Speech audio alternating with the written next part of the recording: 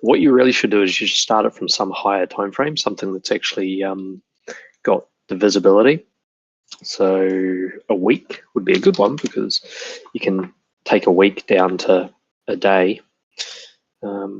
So starting at the low of the weekly, like that, this this candle is on the trend, so it means nothing.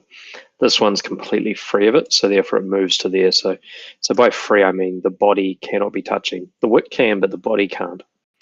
So that one is where the weekly trend would go, which then leaves you in this situation where the body is on it. So that is the current weekly trend, and as you can see, the candle is below it. So if that was to, and the body's not touching it, so if that was to close blue this week, it can cause a drop, so the price can fall.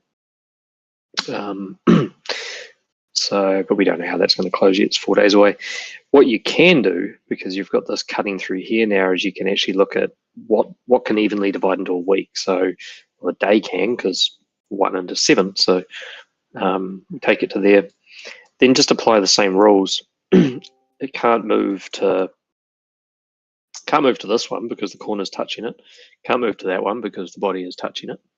But this one's free. So that's the next one that's free. So you find the pivot point of the trend. So it looks really weird when you look at it on this low time frame because it's just floating over here. But this is actually how you find the correct algo trends. They're not the way people would just normally put trends on screens. So you start here, take the pivot point across to there, and you never ever move. This doesn't move, you don't touch it. So that's your actual daily trend in that moment. So this candle that had closed here and this candle didn't exist, if you had moved that trend to there to find your actual daily and then taken the long off that trend, you would have got that bounce.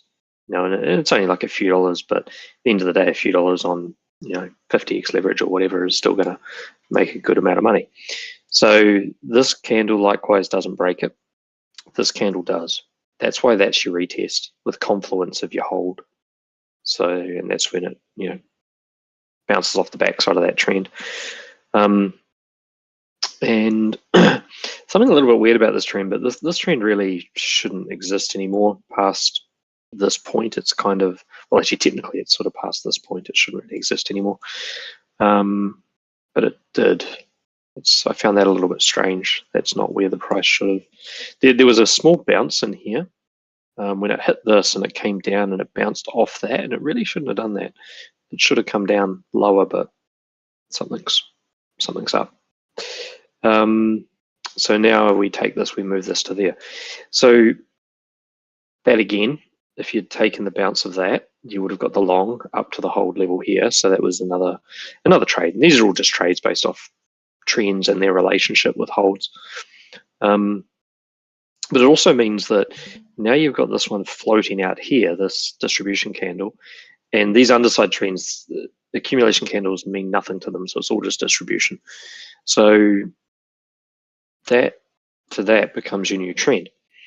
It's broken immediately by this candle, and then it comes back up here to retest this effectively, and then something else recovered it, which I don't actually know what recovered that, but there was other time frames going through there. What recovered it? I don't know. Could have been the weekly, because that's also a trend, but we'll get to that in a minute. So it might just recovered itself actually. So this breaks, and then the trend moves to there. So that's your current daily trend coming up through there. So it looks like it's coming off the wrong candle down here, but that's the right candle for it to come off. And we've closed the week back up above that now. So what ended up happening was, if you inspect this area on a lower time frame, and it's all it's to do with BTC. BTC had a strong close, and that strong close allows it to basically raise the market when it starts going up. So this opened under trend, but the trend is not broken until you get another full blue candle under the trend. So it can always be recovered, and effectively BTC's strong close and creation of a 14-day time frame move to the upside is able to lift Sol back up into trend. So this was in a bad spot, could have closed down, could have broken that, and would have come down to this if it did. But instead, BTC goes up, this goes up, and what has transpired, if you sort of look in this area here at a lower time frame, so just chop it down, is you can see down here that you were below the trend. You had the daily close. So if we just chuck, where was daily close? Daily close is there. Okay. So that's where the new day opened, and it's below the trend. We get back up above the trend. We start to bounce off it. We take some liquidity. We get back up above it. We bounce off again, and then it's recovered and up it goes. And once it had bounced off this, and so technically that's kind of here. Once it had bounced off this, it swept the liquidity under it. So that's all the people who basically put their stop losses below trends because they think that's a safe place. And we're going to take those and we're going to run them up higher and we're going to sell them. So we've just taken all their money there. And then what we do is we target that hold level, which was that. And so BTC's strength after daily close pushed this back up into trend, bounced off the trend for confirmation, took the liquidity from all those poor suckers who think that's a safe place to have a stop loss, and then up it goes, and that's where they sell it, which is why it dipped after it hit that. So effectively, that's just markets moving in a pretty normal, natural fashion. And because now it's closed above the trend, it can't break the trend. It was never actually broken, so it's still a valid uptrend. And realistically, it's got options now. It can go hit this up here. And once it hits that, it could either close over top of it to continue up, or it can retrace back down here to the trend. Trends can also, like retraces to trends off hold levels and off break levels, that they don't have to be, straight down. Like it's not, that is not an obligation. It can do this. And that's often a sign of continued consolidation, where it basically just goes sideways, sideways, sideways, hits the trend and then goes up. Or hits the trend and goes down, because you don't really know in times like this whether they're unloading something from a lower level, whether they're actually buying more to then dump. You don't really know. But yeah, so that's how that trend line works, and why that trend line is in such a weird place, and why where price closes on that time frame being daily, which is get one of those every day, no matter what, unless the world ends. And that's kind of why that's all very relevant to where price will go to and from in a relatively short-term period.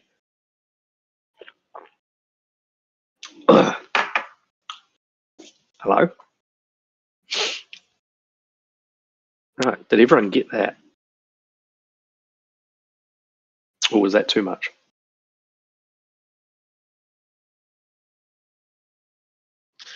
Let's see.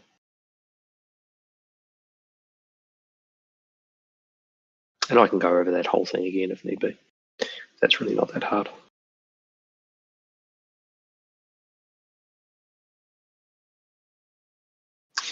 In general, you can never know until it happens, but is there a good guide for example to expect?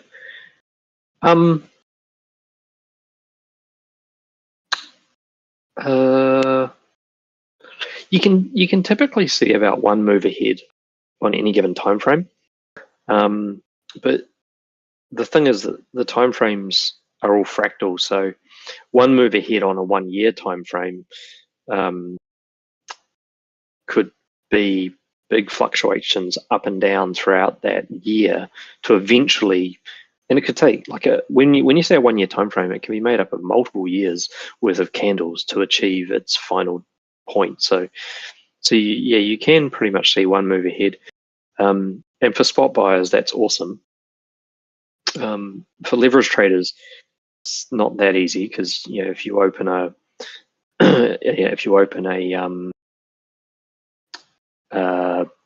trade on a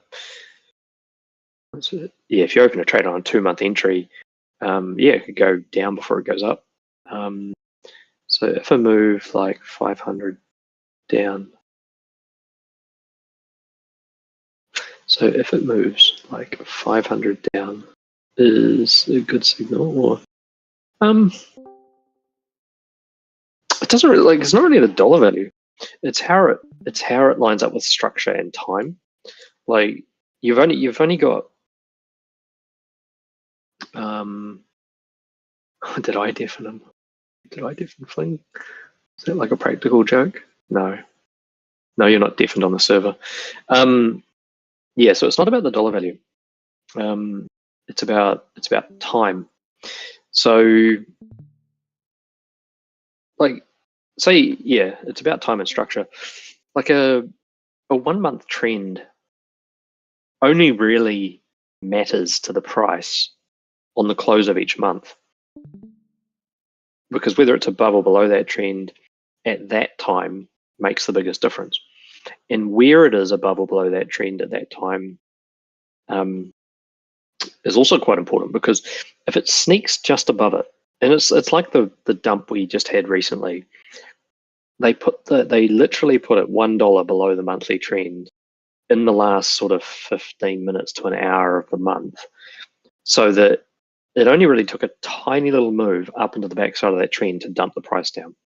And that there were other timeframes in confluence with that, like there was a 10-day, 9-day hold levels that needed to do some retracements. And so if they had gone down a lot lower and then closed the month, they'd have to go up a lot more to then reject off the monthly trend. If they had closed over the top of that monthly trend, then they were never going to be able to complete the 10-day moves that needed to do retracements, or the 9-day moves that needed to do retracements. So a lot of it is about synchronizing all the different timeframes when they close, so that the price is in exactly the right spot to perform the next action. So, and that's what gives that's basically what gives confluence, really, is when you've got a whole lot of things happening at the same moment in time that allows it to then complete the move to the target that is often generated before the trigger. So you sort of need a couple of things, and that's why, like, from a bigger picture perspective, I say you need to be really careful about the next move up on Bitcoin, because you've got some really tricky shit going on here on the high time frames like this. Now, the original untested trend is there. Okay. Now you can call it an untested trend because it never had a target. So when it got hit here, there was nowhere for it to go. When it got hit here, there was nowhere really for it to go. This candle closed. And the problem with this candle is it closed and created a target on the same time frame as the trend. It also created this. Where is it? There. So it created that. Okay, and that's about, so this XC here where they sort of cross over, this is about 114, 115K sort of area, probably. It's there. Okay, yeah, 114K. You got to be really, really, really, like, if I was a spot holder, I would probably be unloading here. If I was looking at taking a long on any time frame lower than 3 months, I would probably not be taking it here. That's a really, really, really risky area for price, because up until this point, it didn't have a place to go from touching that, but now it does. So, effectively, they create a target, they create a trigger that leads to the target, and then the move happens when the trigger gets activated. And it's so early in the 3-month candle that it's hard to say what it will do, because it can go through that, and it can go through that for 2 months and 28 days, but it has to come back, and it will come back, and it will come to here. So after hitting this point, there is probably going to be a rejection down sub 100K. So to do that, they need an attachable narrative, because people just won't believe that price can do that. So the thing to be conscious of is, does something come out that's really big and scary, black swan, whatever, at that moment when price is in that area? And if it does, then it's probably coming here. And if nothing does, then it's probably going to go up above it, and they'll exit over time. If everyone's super excited and there's no bad news, they'll be unloading. They'll be dumping what they've bought at the lows, and if that is the case, then you might even get a deeper retracement than that. So it's kind of what Blue's going on about. Is everything's overpriced. There's going to be some kind of pullback. It's very, very hard to predict tops. But you could safely say it's pretty risky to assume that the price is going to go above here without some form of reaction. So here, like if you just chuck that on replay, here, next candle. Yeah, geez. Go there faster. Oh, okay.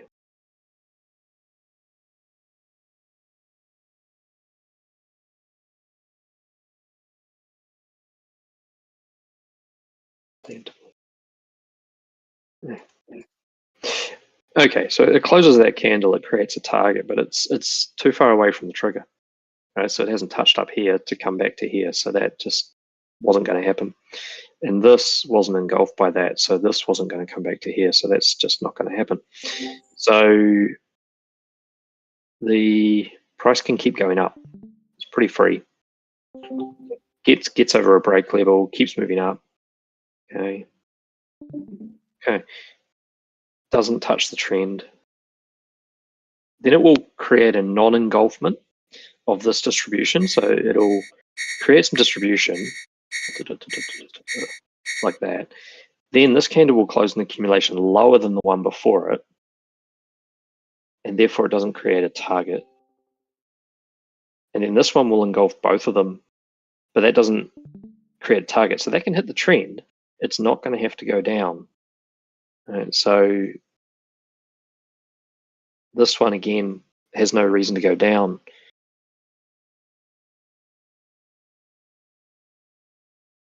This one creates a target through engulfment when it closes, which is there. The next one that touches that trend has a target. So that's why you just want to be a little bit wary about when that thing hits that 113, 115 mark. It's got all the structure in place right now to have a sizable pullback. So yeah, up until it hits that point though, you're pretty free with longs. I think it's because we're running off some pretty big supports up until we hit there. Yeah, and the only way it can not pull back to here is going to be if it actually gets up over there and closes, and that'll be very much a time frame dependent thing, because if we go sideways for the next nearly 3 months, then it can come up here, close above these, bounce off the other side of them, and keep going up. But you're talking about having to go sideways and not touch those lines for the next nearly 3 months for that to be a realistic step in that direction. So yeah, watch for sentiment, watch for smoke about events. If someone starts talking about Coinbase possibly hacked or whatever, it'd have to be something pretty big. But just watch for those sort of events when the price gets up to about here.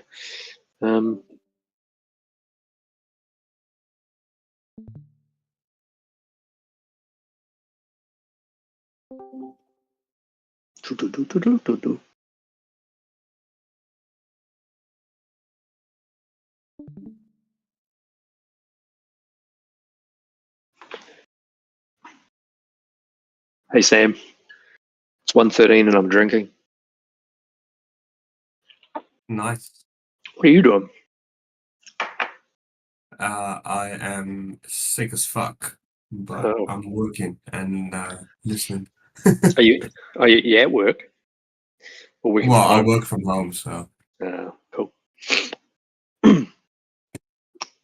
I've been traveling, so I haven't really been trading, and I've been taking trades while I'm drunk, and it's not working out, so I Yeah, need to refocus. it takes lots of experience to drunk trade. Best not to. So I know about this, but how does support trend come into play? Um, yeah. So once you've got once you've got everything in place for price to move, it kind of comes down to where it goes first. So there's our 3 month, and we know we've got something going on there. So if we have a look at say our 1 month,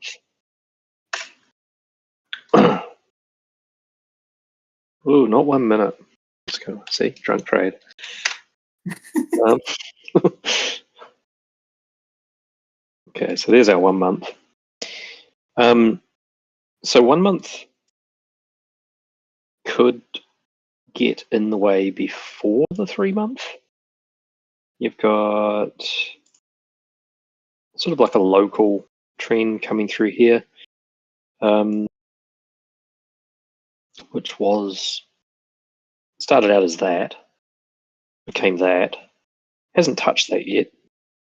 You've got a hold level all the way down here, so that's pretty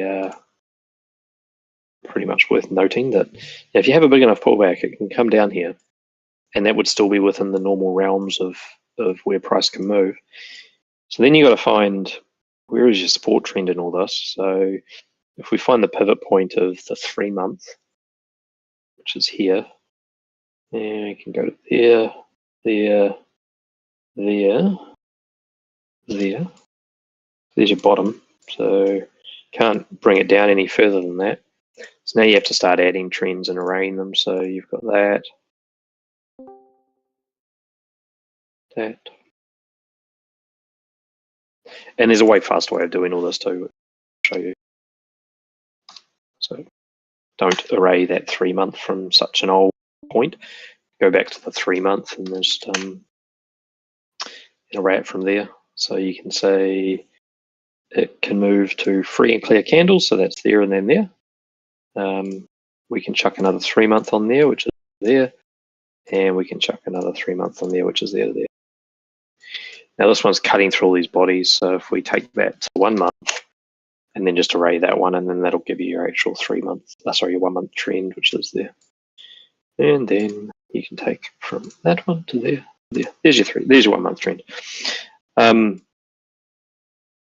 And you've got two candles down, a push up and a close. So you have break levels there. So the 1 month chart's a little bit different. There's more detail on it because all this is just going on inside the 3 month. So the reason that I describe this as a time frame that's just kind of in limbo is this is the hard close of the break level, which is here. Okay, so everything below here is finished. When it comes to a monthly perspective, doesn't mean that the 3 month candle can just dive right into that, grab the liquidity from the old monthly range, and then. So this candle now really, it's got a couple of targets, and the targets are whatever is the opposite of the trigger. So effectively, you've got this break level here, which is about 102. You've got this support trend coming up here, which roughly about the same area if you dial down to a lower time frame. So if we look at that on BTC, okay. So let's look at it on daily. Okay. So as you can see, those they cross right there.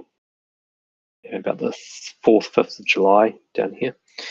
So So it could come down here, hit those at one time, and that's often what you see, because if there's multiple obligations, so let's say it wants to retest a break level, but at the same time retest a trend, well, then it might as well do it on a time that they are very similar, because then money only has to be spent to move the price one time and achieve two things.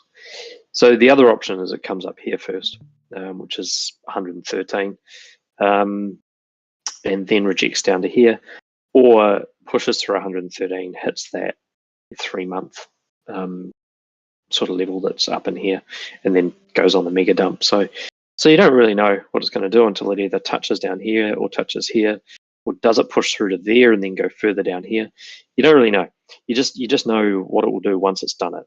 That's so one step ahead.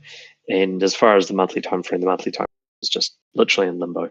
So you're either waiting to buy it when it comes down, or you're waiting to sell it when it goes up and rebuy it when it comes down. It's a real swing trade season monthly.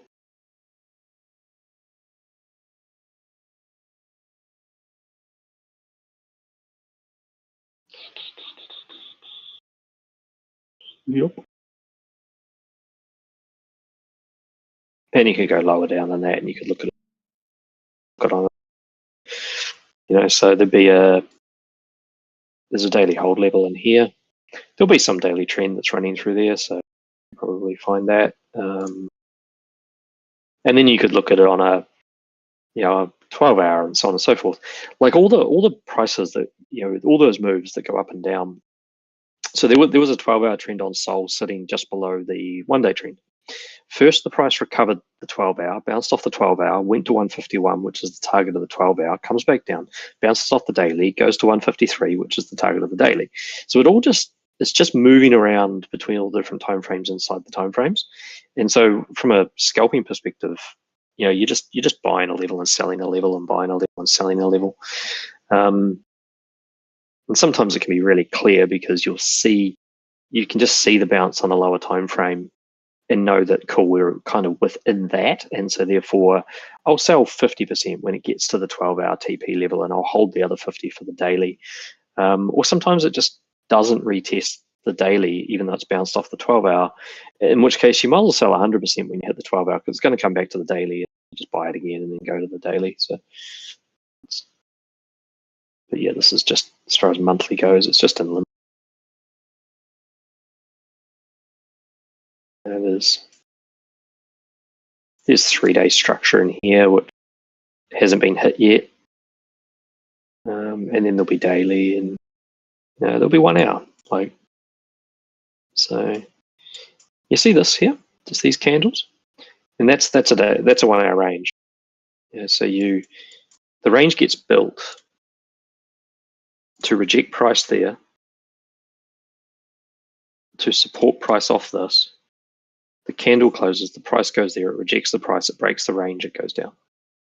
So what it's doing right now is potentially building another 1 hour range. So every single thing like this is just fractal. It's going on all the time. And the only way for it to recover from this is to create a 1 hour origin, which it can create off that. So it hasn't hard closed a blue candle under this.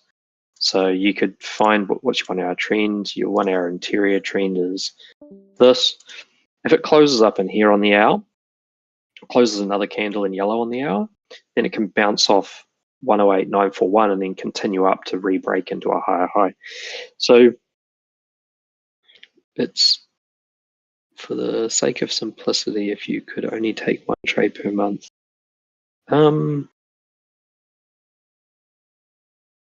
No, if you're trying to take a monthly 1 trade per month, you'd probably be taking it on something like the daily or the weekly. You wouldn't be taking it on the monthly, because a monthly trade, like you sort of, to create the structure required for a monthly trade, you need at least 2 months, at least, if not 4. So, and then speed of completion is just driven by news and events. Now they can move the price of Bitcoin from here to $1 million tomorrow. They're not going to. it just doesn't make financial sense to do it. And who would believe it? Like, why? I mean, like, there's one ginormous, massive narrative, which is that they go to do an audit on gold and find that it ain't there. Like, you can imagine everybody dumps gold almost instantly to buy Bitcoin because they know it's there. Maybe if that kind of thing happens, you could see the price of Bitcoin go through the roof. But people need a reason. They need to be able to understand. The carry trade dumps and Germany selling their 52,000 Bitcoin, and like none of it actually warrants what happens to the price, other than it's an attachable narrative that's there. So people need a reason. They go looking for it. They can do whatever they want with the price, so therefore they do it in times that there is a reason available so that people can understand and not leave the game. Because all they want you to do is lose, and they'll just make money off you. And that's why 95% of traders fail. They're just transferring their wealth to people that can control it. But yeah, the good news is I don't think they're sitting in bosses discussing it. Personally, I think what they do is it's all in the charts. Like they build the structure, they build the levels, they make the moves. And if you look hard enough, you can find them all. So I think they almost just use the price to have the conversation, as weird as that might sound.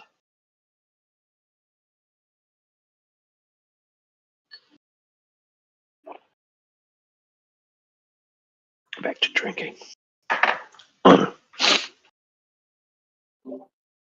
What trades are you in, Will, currently, based on the list? Did you catch the massive spike over the last few days? Yeah, I stayed up for nearly 24 hours following a 1 hour line on that one. But got it. Where you kept moving your stop loss? No, just waiting for the entry. Waiting for the entry. And then Bitcoin closed the 14-day time frame. How did you identify that entry? Waiting. It was in a downtrend, so just following the downtrend. But how do you know when it was going to bounce? Because it closed a 14-day, it closed a 14-day time frame right at the end. Is this? It was this here. This happened so downtrend, and then just right at the time that they would close off the day, they created this, and then it bounced off that, and then the target was up here. So the trade looks like this. So it was just down, and then close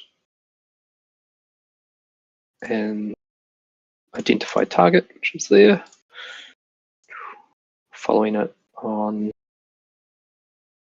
a lower time frame. Here are we? Close. As you can see, I have to go lower again.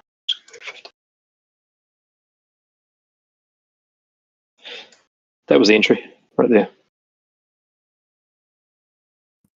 So it was just a fib trade. Yeah, effectively. Instantly in the next candle. Yeah, it was basically a fib trade, but importantly, it was a fib trade that had created both a destination and an entry in the same moment, and then it just took it and went. So that's I've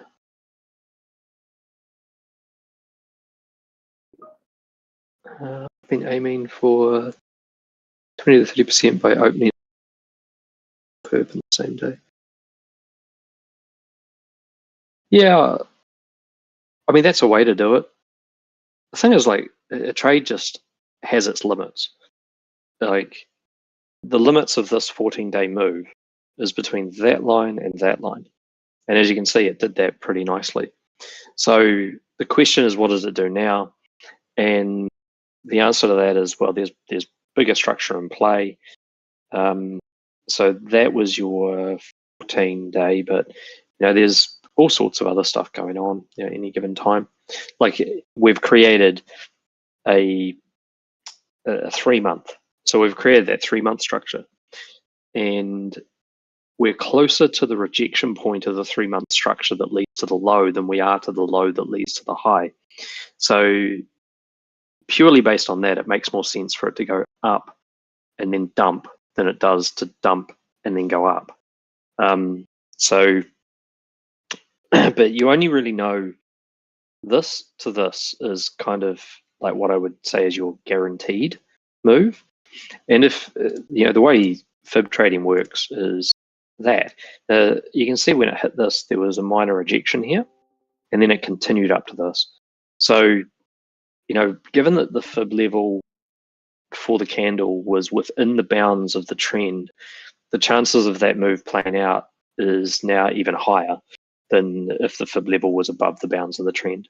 So, yeah, it's in, up. Yeah, and because you got those higher, you basically close 50% here, and then you wait. It's either going to go back up, and it's either going to go up and go up there, or it's going to go down. Find some other reason to keep going up. But I mean, I also knew that it was going to go up or go down. Yeah, that's the thing about trading. It's knowing that you can buy at 105 and basically sell at 109 is how you make money. Having hopium that it goes from 109 to 114, well, I guess it's only hopium if you don't have any facts behind it. But knowing what the 3 month has done, knowing what the monthly has done, you've got good chances of it going up, prior to any form of full rejection. So it really is just a waiting game. And you can use Confluence with other tokens,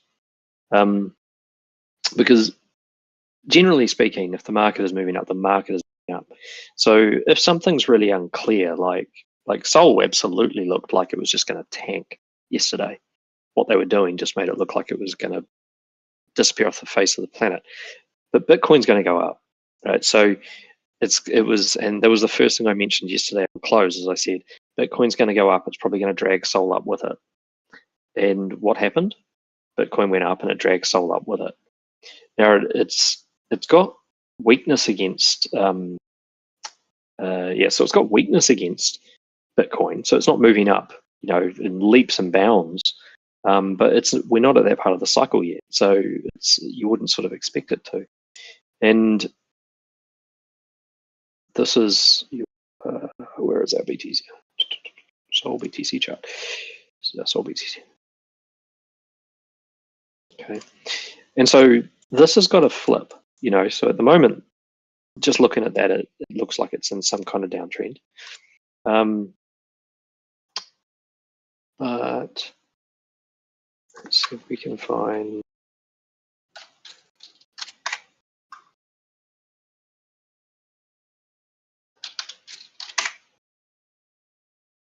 Okay.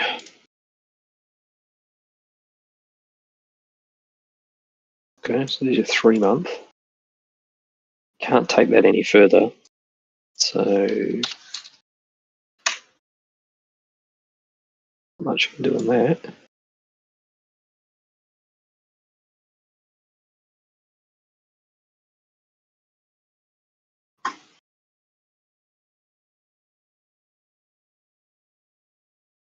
It's pretty much following the same line.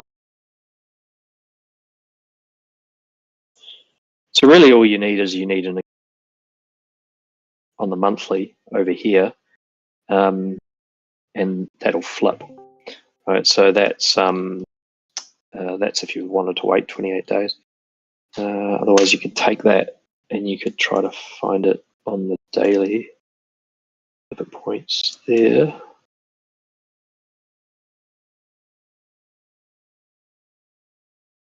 Yeah. Sometimes you got to zoom right in on this shit. But that was your daily coming through there. Moves to this one. So that was your daily there. Then this. So that's your proper daily candle. Taking it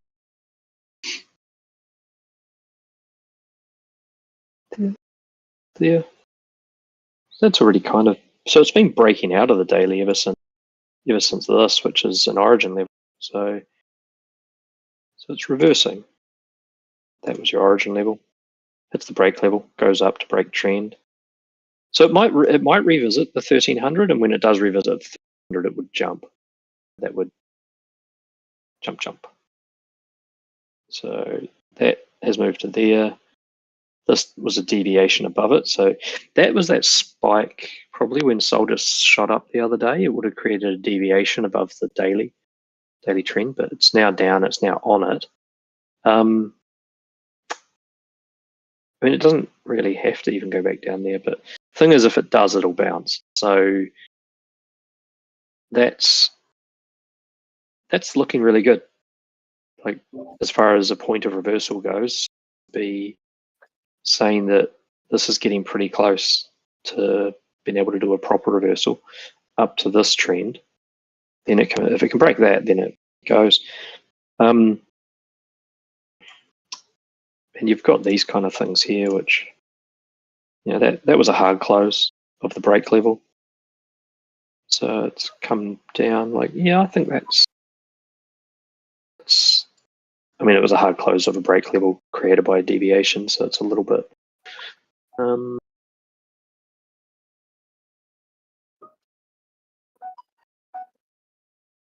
A break level needs to be hit twice to become an origin.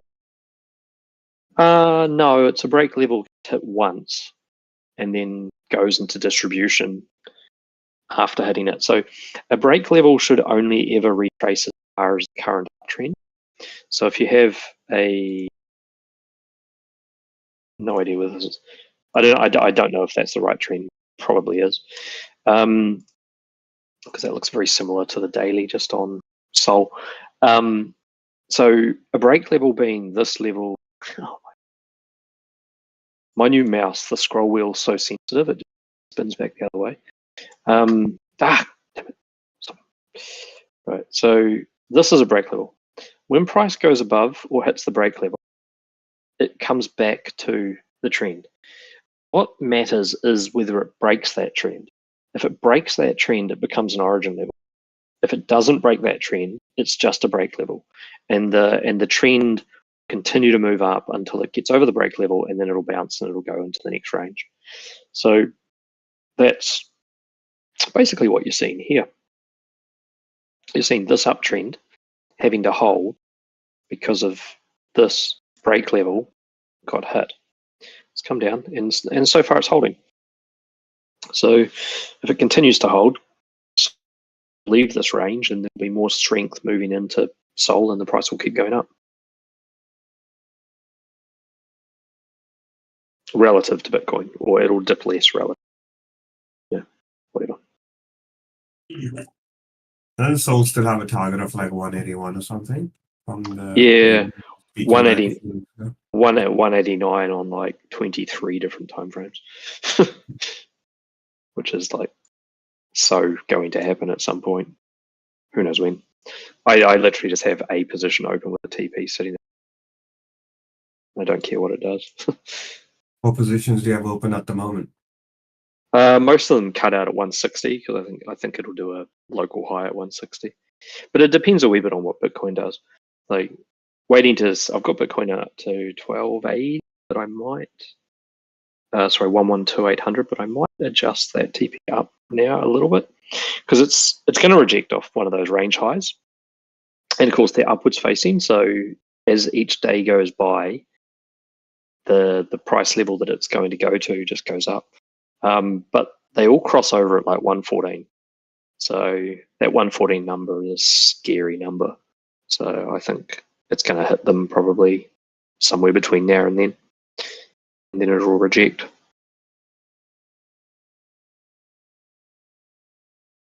So, and thing is, like, where will Sol be when Bitcoin hits 114? Don't know. It might be. I mean, I doubt it will be 160. That would be unusual. You'd have to see a really big drop in dominance on the Sol BTC chart. You'd have to see that go down really, really fast and Bitcoin go up in the other direction or something. I mean, it could. So just like that deviation that happened there was whatever that news announcement was around Sol ETF. it went like that. If there was some similar, really just Bitcoin exclusive thing that they could use to push Bitcoin up to 114 or 113, 112.80, 112.800, whatever it currently is at, and then dump down, then yeah, you might see a other direction on this chart. Maybe it comes down, hits the origin, and then goes up. I don't know. Like I say, you can really only see that kind of stuff steppy.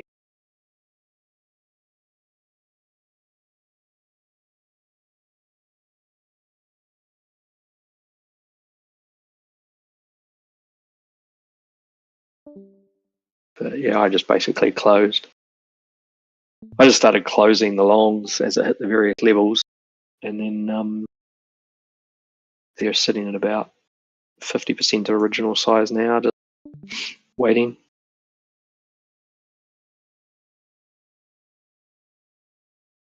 And yeah, if it goes in the downwards direction first, I'll size them up again, and then if it goes in the upwards direction, I'll close them.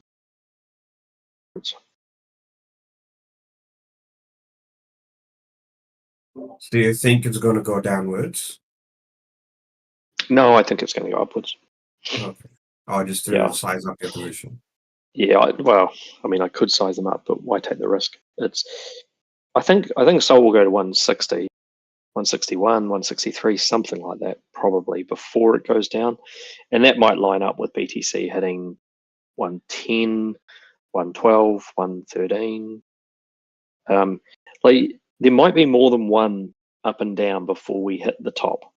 You know, just even in this monthly range, there might be more than one up and down, even within the 3-day range that's inside of that. Like there's moves on the 3-day for Bitcoin to and Sol to go sort of 144 and then back to 160. There's all sorts of, it could go up and down a few times within the same area. It's the one time that it goes and grabs that liquidity at the very top is the time that it's really going to go down. And that's sort of the thing. It's like, well, we're in the middle of some of the lower time frames and medium time frames now. It could push up, hit, go down, then up again, and it could do that over and over and over.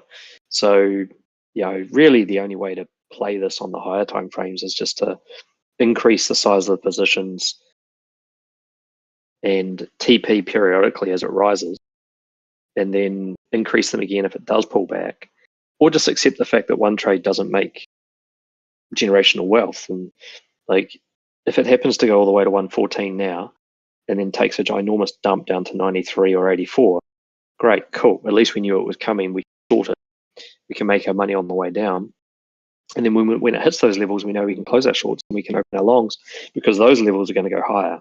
So it's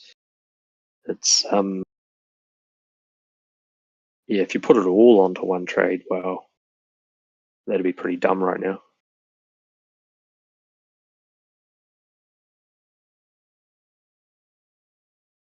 Level type obligations. Yep. So hold levels are designed to try and keep price moving down or sideways, to break one day.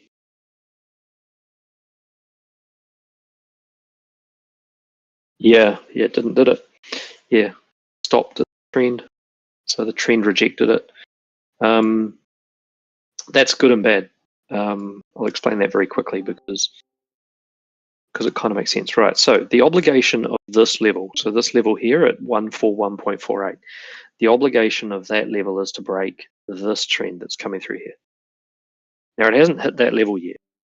When it does, it's going to try and weaken Sol to break this level, to break it, to go down.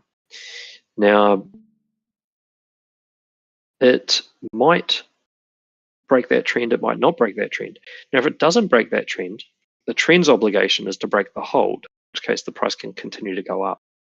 There's a second chance, and the second chance is the break level, which is the top of the distribution. The distribution or the break levels chart is also going to try and break the trend. Break levels are less likely to break trends. Hold levels are more likely to break trends. Now, if the break level does break the trend, it becomes an origin level, in which case the next touch of it, and this might be where you get that third touch thing from, the next touch of it quite often just tanks the price. And that's where if price comes to here, hits this, breaks this, then it touches this again, then it goes down, lower low, type stuff. So yeah, the obligation here is to break this trend coming through here. If it doesn't, the obligation here is to is to try again. Once the price closes above the break level, the range is exited, it's looking for the next range. The obligation of downtrends is to hold the price down. When they're hard closed, they flip to support, the price moves to the hold, which is this. One of the reasons it may not have gone to this hold is simply because it wants to be on the other side of this trend first. This coming through here, once this gets broken, the obligation is to move to here. So that's like, let's find that on a normal chart. So, okay, let's find so this is a bit more of a tricky one here. Here's a really simplistic one. That's pretty simple. That did it all in one hit. So that was your hold level. This candle was your trend break. It had already met its obligation when it broke the trend, so therefore it went down. So like when you look at it from this perspective, if the obligation of breaking this trend is to touch this level here, and the same candle that breaks the trend is the one that touches the level, well, it's already job done. So goodbye. Let's just go be lazy again and let's go down. So, and the wick on the top of the candle means that that becomes the next trend. So, yeah, you can sort of see how people who trade trend lines get fucked up all the time. Okay, so this candle creates the trend. It doesn't touch the hold. This candle means nothing because it's on the trend, but it does create a range. So you've now got a range in here too. That candle hits the hold. The hold's job is to reject the price. There'll be some kind of upwards range. That's your uptrend. The hold's job is to break this trend coming through here. So it's now this level versus this diagonal level. Okay. There's no further obligation to go higher based on the break of this trend. This candle is completely clear of this trend, so the trend moves to there. The price is under the uptrend, so it's now got the uptrend to push it down. It's got it's got this trend here to push it down. It's got the hold level to push it down, so there's two things pushing it down.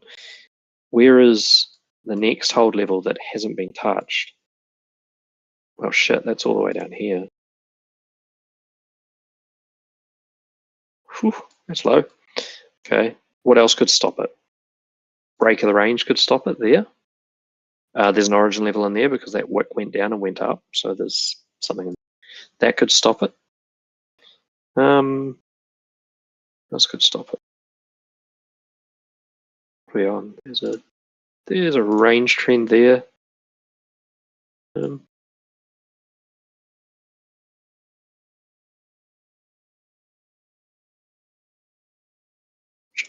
see if there's anything else there that could stop it.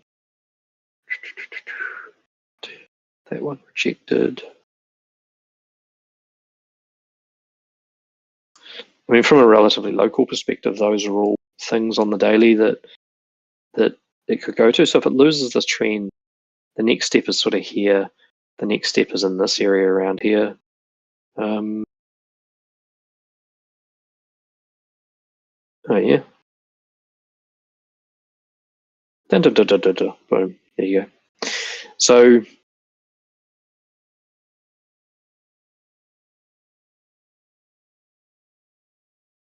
hits the trend, hold level's already rejecting, trend is now rejecting on top of hold, price go down, closes under, there's some kind of origin level in here based on that up, down, up. So closes under that, price goes down, hits the range trend, manages to hold the range trend, creates a new origin level there, bounces off the origin level, goes up. So I mean, that's just kind of how price moves. Like, so yeah, I went on a tangent there. So trends are designed to reject or support. They target hold levels or break levels or origin levels. Where a lot of people get confused when it comes to this stuff is the difference between normal trends and range trends. So range trends are effectively horizontal levels. So while you look at that chart, the first horizontal hold level is down here at 82K. But this range trend represents a horizontal, which is why it's able to support the price. And even though you would expect that the only untested could, I used to wait for entry ages and just wonder why they never came, and then I realized the significance of it. So yeah, and then it breaks trend, and then it target an upper level again, and so on. Would you normally front run entries or exits via? Yeah. I mean, you can. Chances are, if there's an origin level that hasn't been touched, it's going to reject. So then, if it's sitting just before a target, and I sometimes wonder if that's a psychological thing. That do they? Because it happens heaps. It goes just before the target, rejects off an origin level, which you can only find if you look on a lower time frame than the one you're trading on, because it's about a 1 to 4, like a 15-minute level will reject an hourly move. So, and an hourly will reject a 4-hour. So if you know it's there and you TP slightly early and you wait for it to reverse its downtrend and you buy again, you can then go back to the original TP and you can almost double dip on the final part of the trade. That happened actually just on Sol at 149, 149.2 or something yesterday, and then it dumped it back down off an origin and then went back up to 51 or 3 or whatever it was sitting just below. So like that's, yeah. So yeah, you could, I mean, as a rule of thumb, if you TP into buy at support, the move will still play out over the period of time. It's just you've compounded your money. There'd be very rare occurrences where it just shoots through things and doesn't come back. Very rare. That's why you never chase it. It's going to come back.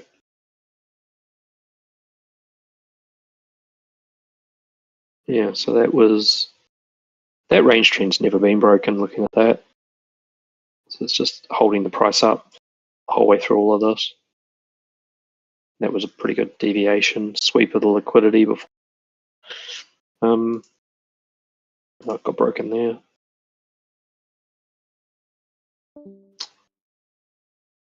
Down below.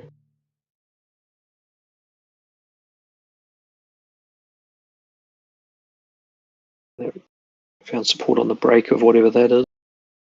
So that's where it found support. So that's created another origin. There's so much support on BTC. It's when this thing dumps, like, just by the way, if this does a really fast dump, the speed at which it should come back up is going to be pretty epic, which also feeds into the whole there's such big demand for BTC bullshit. It's all set up. Like, if this was to dump, it'll just shoot back up real fast because levels like this haven't even been touched. So origin levels created, not used.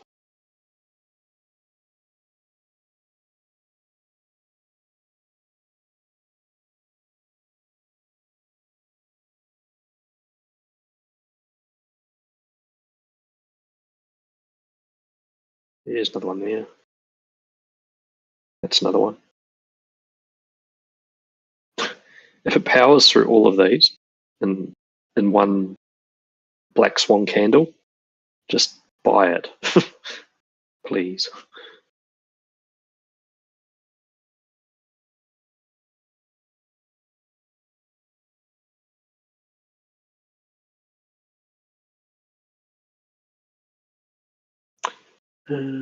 What else did we? So that's hold levels, break levels that convert to origin levels, standard trends, range trends. That's basically everything that makes up price movement on a chart. So standard trends, range trends, break levels, hold levels,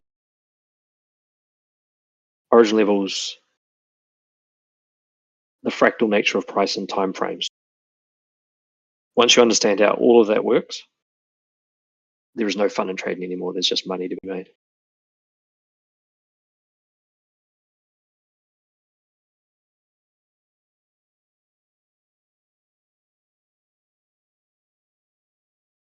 And you also start to laugh at every single fucking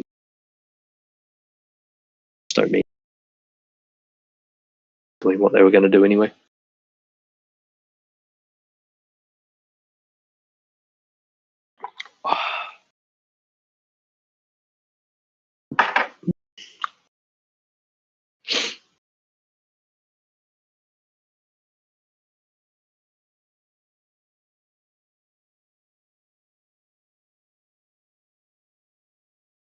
We'll laugh at M2 traders, yeah.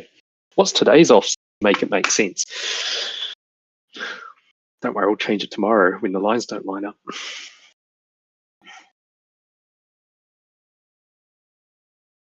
I don't know, I guess if it works, it works. Everyone just has their own ways of doing things. Funny thing is, there's also a lot of confluence. People do things, but they just don't understand. Like there are people with good risk management who make a living trading patterns and flags, and it's entirely doable. Like a bull flag is a flag because 30 to 40% of the time it fails, and the other 60 to 70% of the time it breaks out to the upside and goes up. But the thing is, like, if you actually understand the say a bull flag breaks to the upside, it's because an origin level has been recovered and volume comes in and you get a breakout. It can also be because a range trend gets flipped, and so the price starts shooting up to the next range trend. The breakout of a standard trend is never going to be as big a breakout as the breakout of a range trend. It could simply be because the hold level that a normal trend is targeting when broken is significantly higher up than what the current price is. And it might also be that happens at the same time that there's some form of news event that they can use to push the pump button. And so then it's just going to where it would have gone. It's just it goes there faster, slower. So it's all just really those few things. You've got range trends, which are a floating price point representing a horizontal. Therefore, they are the target for things like trend breaks. You've got hold levels, break levels, standard trends, origin points.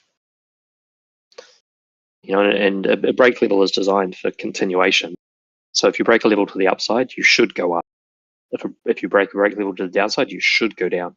If you don't, if you go down instead of up or instead of down, then that is why that point becomes really polarized, because it did the opposite of what it's really made to do. That's kind of those.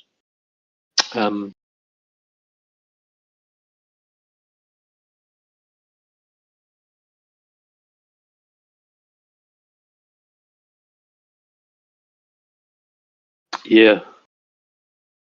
I mean, I don't understand people who don't want to understand. If someone can actually say to you, "This actually," you should probably learn how it works, because sure, if you trade for dopamine, it probably takes a lot of fun out of it. But if you're actually trading to make money, it makes it a shitload easier. And you don't have to open up high time frame positions. In fact, most of the time you wouldn't. It gives you bias. Like if you know you are shorting Bitcoin between 105 and 109, don't short. You know, maybe TP some of your long and re-add it, at obvious points of rejection so that you can combat money. But don't go against it because it's going the other way, and that's, so you can use the bigger stuff, the higher time frame stuff for bias, and then just trade on a time frame that suits you better and your lifestyle and the amount of time you have on the lower time frames.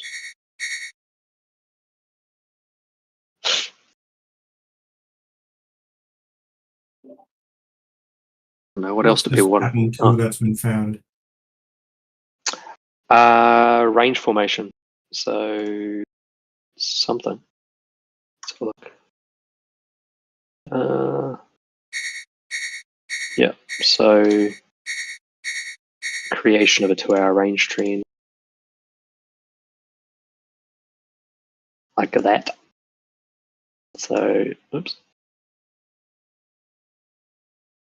So the 2-hour now can either reject off the breakout to the upside of it. That is. I think that's not tested. Yeah, subtly not tested down there. Yeah, so that sort of says Bitcoin really, it's probably more likely. Sorry, what information is that giving you? It's this.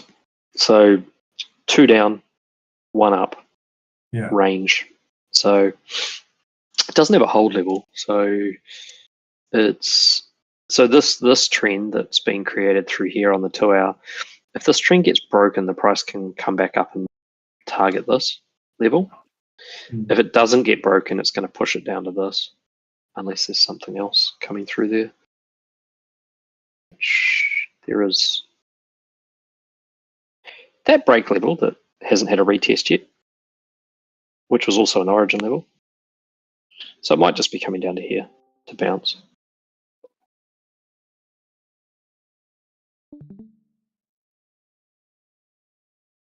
I mean, your 2-hour chart's going to move around a whole bunch, and it's going to go up and down and up and down and up and down. At the moment, the direction on BTC itself is pretty much hard to establish, just because it's done that 14-day move. That's finished its table. The monthly is still just in the middle, hasn't triggered either direction. There's possibly a weekly, but the weekly, it went through the weekly trend to complete the 14-day move. That happened yesterday. So yeah, BTC is just kind of a bit in limbo at the moment. So from this range being created here, it could try to come down to retest this, but that hasn't had a retest yet. And from there, it could break that trend and then come up. Or if it gets below here, it might come down to.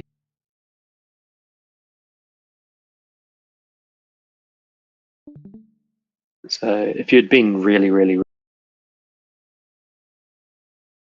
maybe not necessarily on BTC, but you would have shorted that first touch of that trend. It's a pretty small trade, but was that created? So that's the creation. Yeah.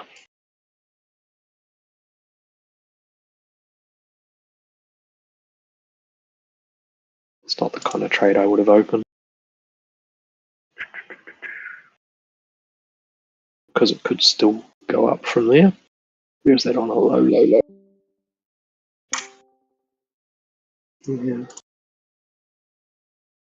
All the way down.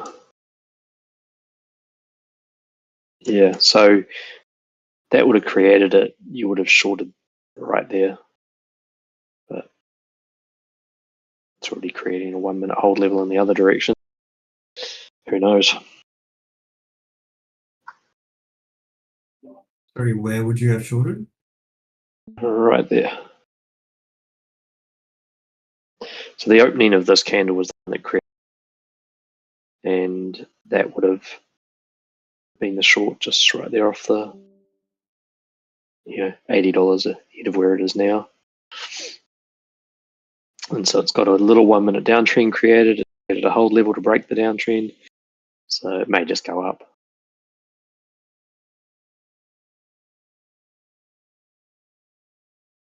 Thing is, like time frames like the 2 hour, there's really not a huge amount of price movement on BTC sometimes. Not really worth trading. The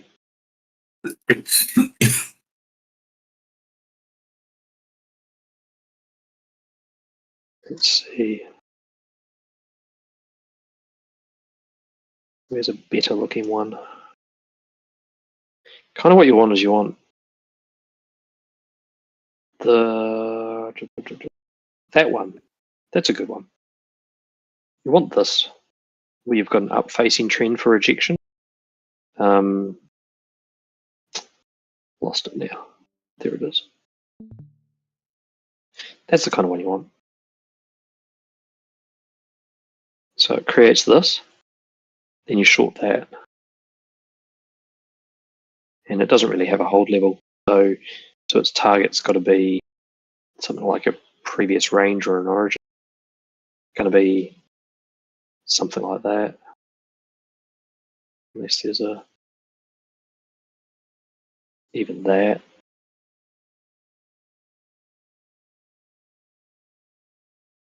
Yeah, that's not bad. That's about a $500 move on leverage. So yeah, that's the kind of pattern. Short first touch. Actually, you'd short that. You'd take it there. So that formation where this wick has gone above that level. So that level is the top of distribution or the start of distribution on a lower time frame. That shows the price goes above that level and comes back down, which means somewhere between those two candles, there's an origin level on a lower time frame. So you've got this trend to break, this trend to reject. You've got this origin level up here, which is technically somewhere between these two wicks, and I'm not going to go looking for it, but it's in there. So you would take a short from up in here, and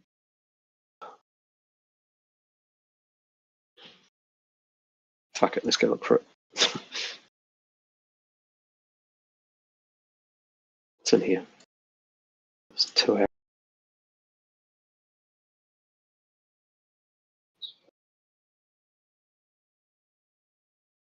There it is. Actually, could be that.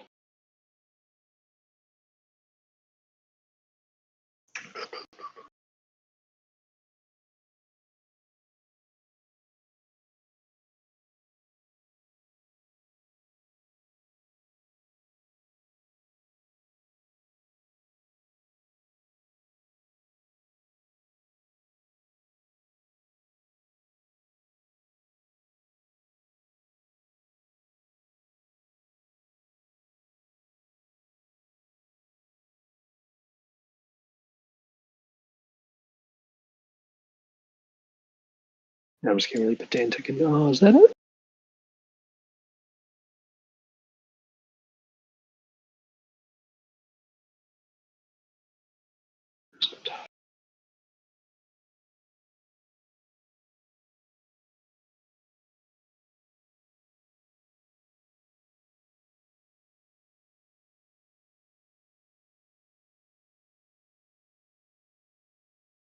Where's it hiding?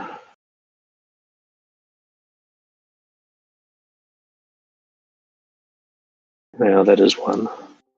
That's one.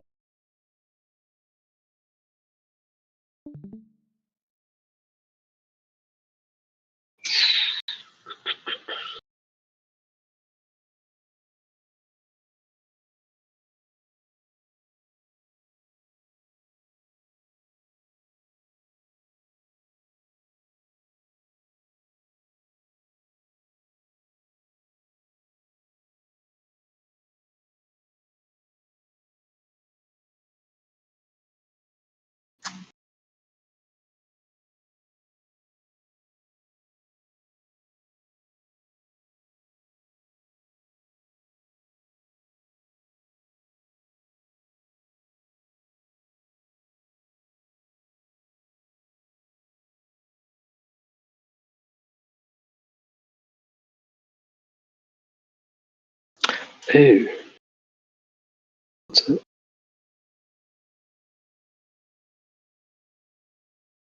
Where it went? Not quite.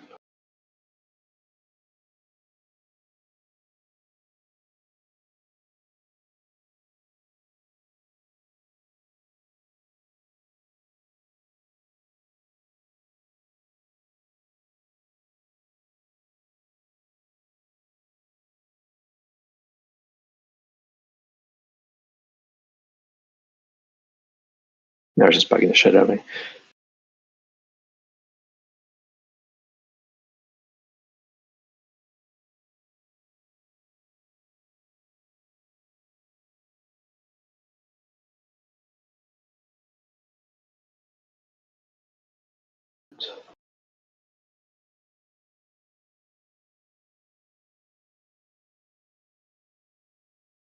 It's definitely one. But I don't know if it's that.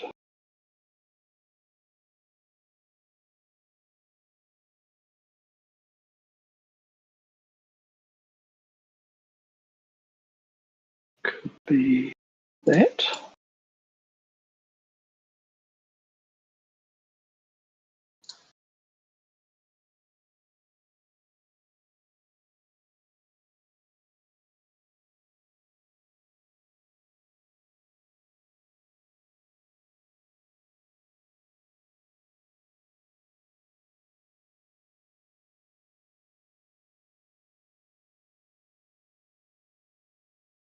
Yeah, it went all the way back to that one. Anyway, just for those people who want to look on 15-second chart or lower to find shit. But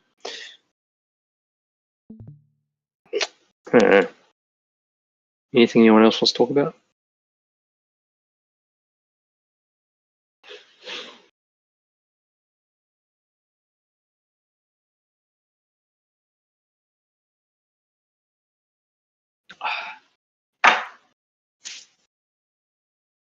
How many pals have you smashed? No, I'm drinking vodka from the bottle. What, straight? Yeah, with ice and a bit of soda water, and yeah. Oh, you become more hardcore. Oh, I just found the pals were so inefficient. They led to having to piss more. Now I can just put like half a glass in. It's so much easier. Is for the fib method, like I'm just Yeah. looking at the Bitcoin chart. I'm noticing like a lot more fibs, and I can instantly see they've all played out within like 2 or 3 candles. hmm Is 2 hour based on all of your um, analysis that you've done with your sims and stuff? Is 2 hour one of the most successful, Um, or is there a time frame that's the most no, successful? no, there isn't really a time frame that's any different from any other. The thing is whether something will get in the way of it. Like I'll give you an example of, let's find one that didn't work.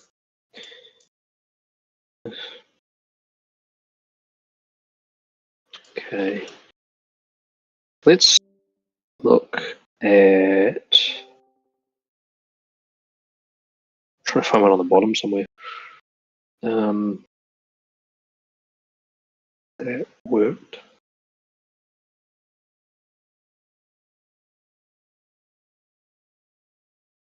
Okay, that might not have. Let's have a look at this.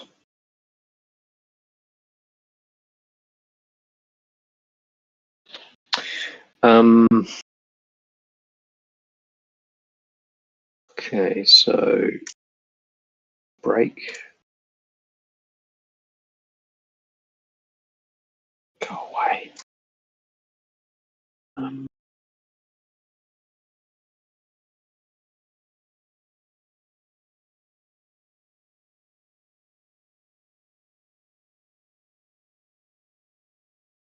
oh, whoops. Oops.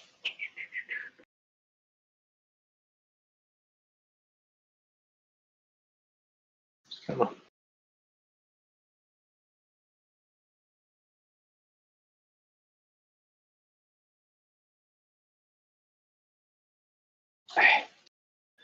Right.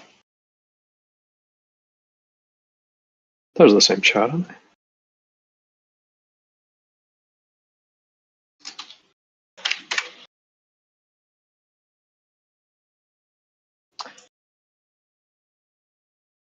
Oh.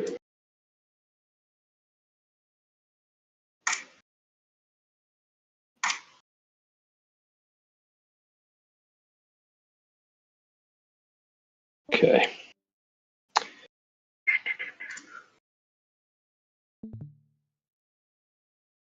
Let's see. Break created. Enters target. Doesn't go to TP. Failed, right? So that's a fail. Back at 76,000-ish odd dollars. That's, that was the bottom. So first thing is to figure out why. Like, why did that go the other way? So let's get rid of that.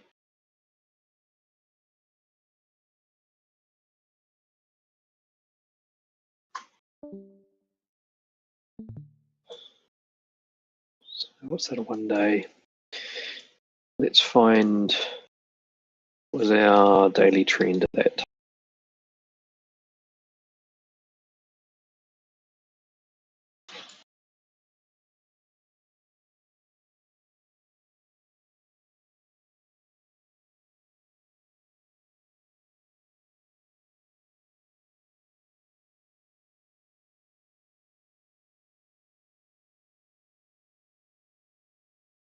Interesting.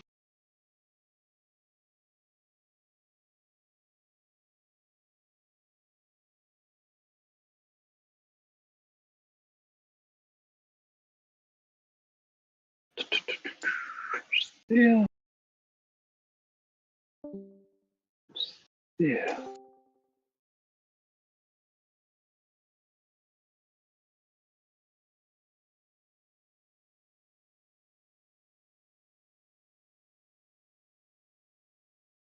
Then created that.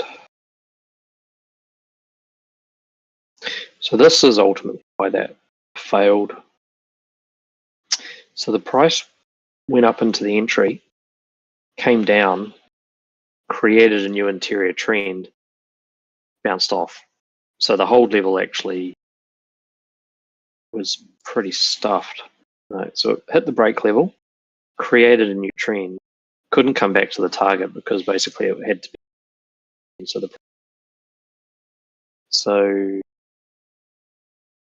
this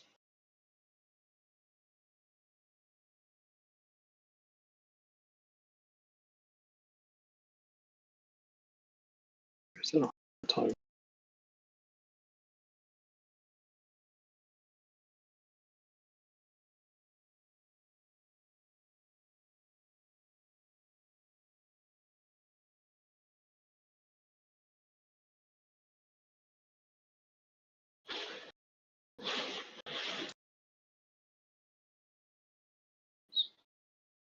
Closed.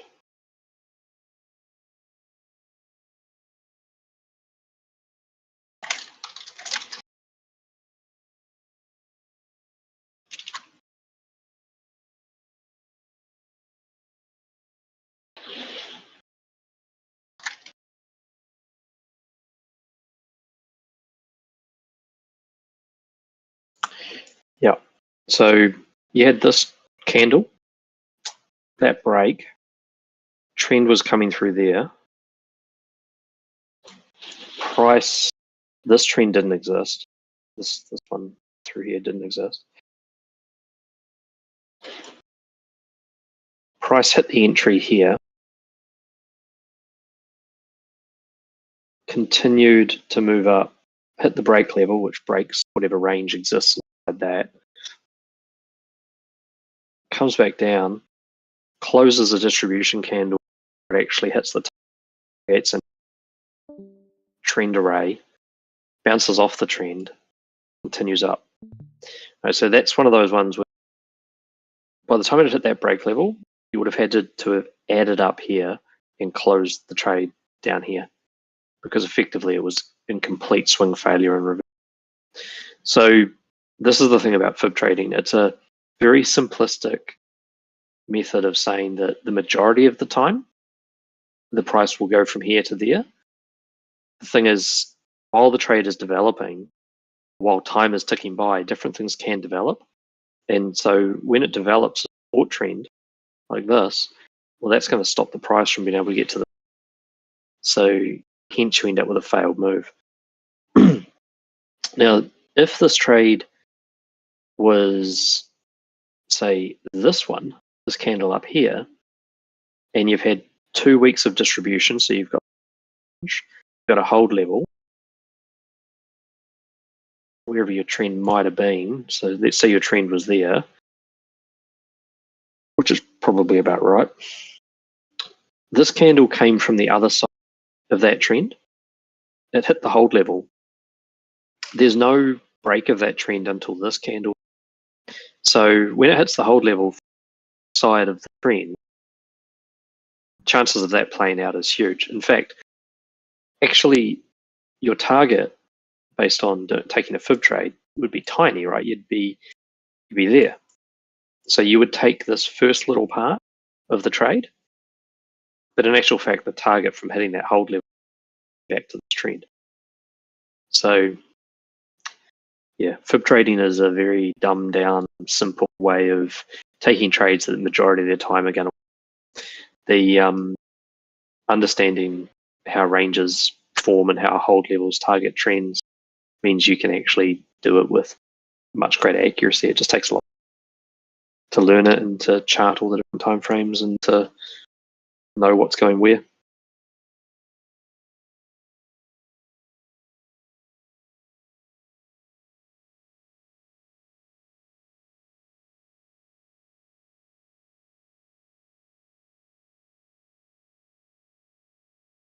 So on the 1 day, you've got this hold level.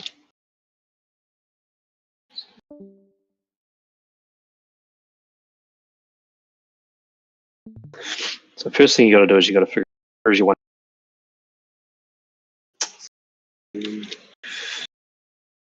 Try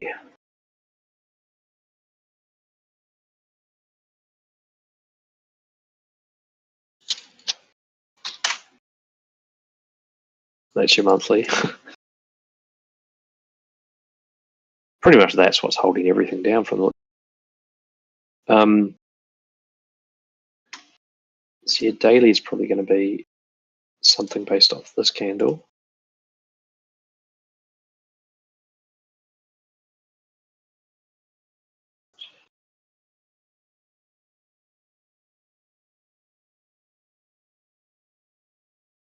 Yes, your daily's kind of that wrong. Might have got that wrong.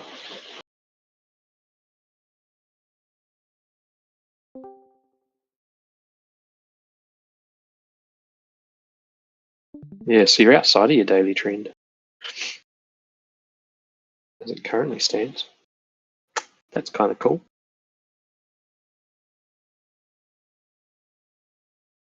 Ugh.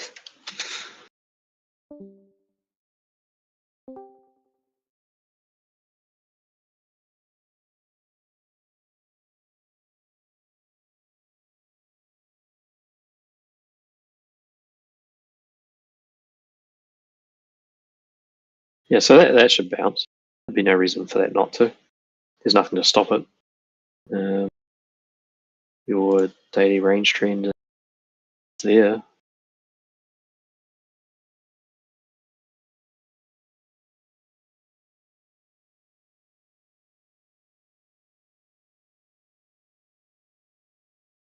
Yeah, buy the dips.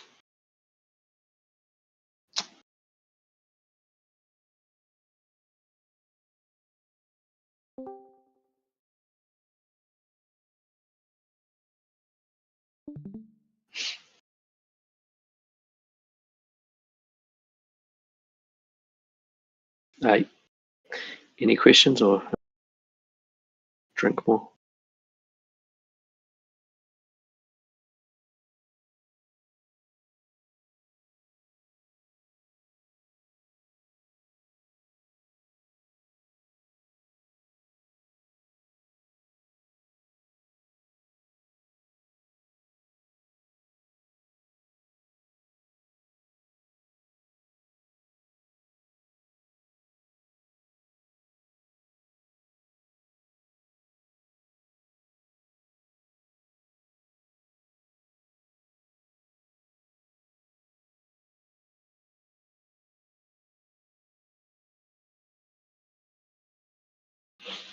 Yeah, no worries. Tuesdays, right? Day of the week. Yeah, yeah. I think I've got Oh, yeah. COVID again. Oh, really? Lucky. Yeah. Lucky you. Just I never mean, leave the house. Just never leave the house. what I don't anyway. But I was traveling. Yeah, I think I picked it up from somewhere. Dang. Why is the bottom trend origin candle? Just because I know that it's there. Sainage. I'll show you. So trends, you should always try and define trends. This we did this right at the very beginning. You may not have been there, but you always try to define trends from a higher level. So if you take your weekly like this and you go from the bottom of your weekly to there, it goes to there. Now, with that, it might have been Sol actually. Yeah, in fact, it was Sol. Let's go back to Sol. Sol.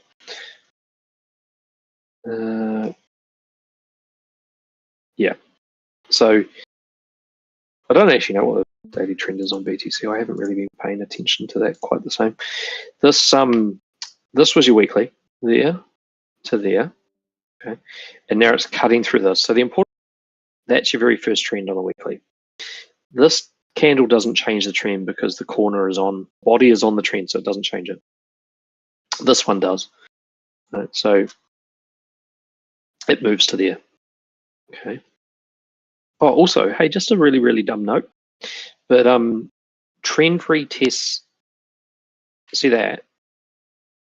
People think trend retests are the retest of the broken trend, which is here. Trend retests are often the retest of the candle that didn't break the trend before the one that did, which is here. That's another little weird thing, which enjoy. So it moves it to there. Okay, and then this is cutting through. So this is still holding the weekly trend until this candle closes. And that candle could break the weekly trend, but if it does, it's got such a big wick on the bottom of it that it'll just instantly become support again. So it's not really the kind of candle you about breaking the trend. That's the kind of candle that'll fuck over a trend trader because they think it broke the trend and then it bounces back in their face. But the trend is there. So then take it to something that evenly divides. So so don't try to go monthly to weekly. It doesn't evenly divide. But you go monthly to daily, you go week to daily. You can pretty much go anything higher down to a daily. And sometimes it's way easier to find accurate trends by starting them on a 3-day, a weekly, and then dropping them to a daily. So take it to a daily, and then look for same condition, must be candle body not touching. So body is touching, body is touching, body not touching. Take pivot point, never move the original, never touch this. Just take pivot point and move to there. That was your daily trend. Next candle, this one, because it's not this one, it's this one. So take that to there. That's where your daily starts. There's no blue candles that hard close that. So now your daily moves to there as your first array. This one breaks it, it moves to there. That's your daily trend. Price still has daily trend. So that's still above it. But it's hit the hold level, so it should come back. So that's pretty much what I'm waiting for. I'm just waiting for this back down to there. Start to look to rebuild, whatever I TP'd at those upper levels, and then maybe we go for 160s after that. And if it goes lower, a lot of the time it's about knowing the logical places to add. Like people do stuff like they add to their positions in here. Right? If it loses this trend by hard close, it comes here. Like this is just a waste of money. Patience, it goes there. And the structure that it creates on here will dictate what the target of touching this line is.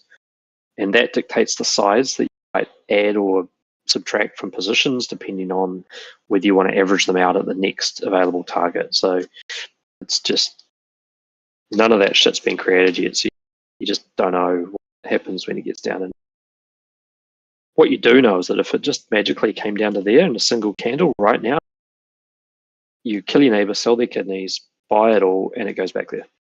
So that's at the stage we're still holding daily trend. Yeah, kidney trades.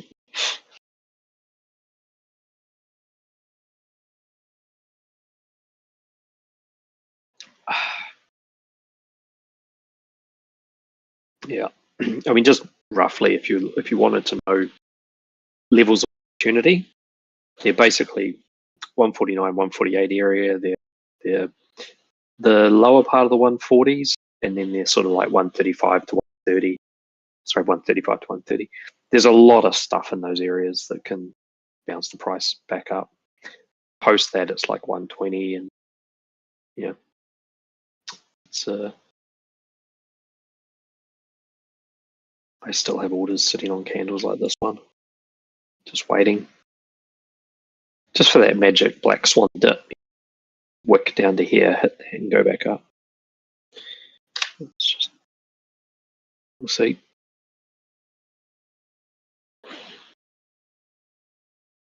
Thirty-day liquidity is pretty balanced, like 163 down to 141. You know, on the 30-day would be within reach. 1 day is a bit more to the downside.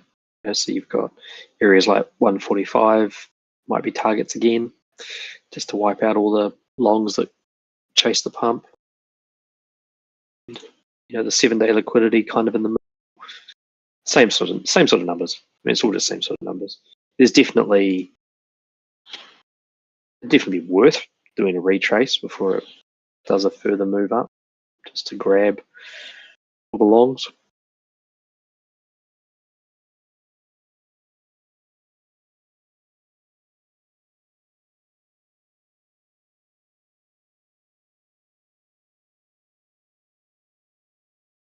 Yeah. See you later. Get well.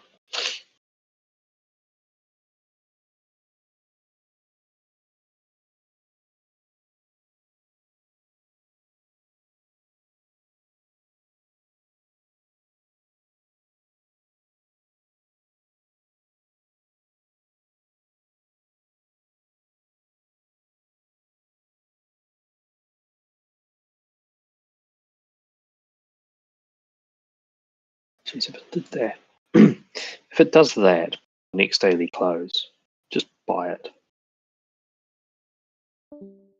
It's a buy signal. There's rules and obligations when it comes to things like you can dive them within the time period, but you need to come back up. So sometimes, you know, you can make good money if you're doing it, you know, for a living. You can make good money just by having orders sitting on hold levels that are below trend, because if there is, you know, a Coinbase hack or a, you know, big news event, they'll push it down to here, they'll tag that level, and then it will come back up within 24 hours, within how many hours left in the day, whatever. So you could just sit there and, just like the upper targets for adjusting your TP levels, if they're upwards facing trends, just adjust them each day as time goes on, and eventually they'll get hit, and that'll be the end of the trade. But until they get hit, you can just keep adjusting them up.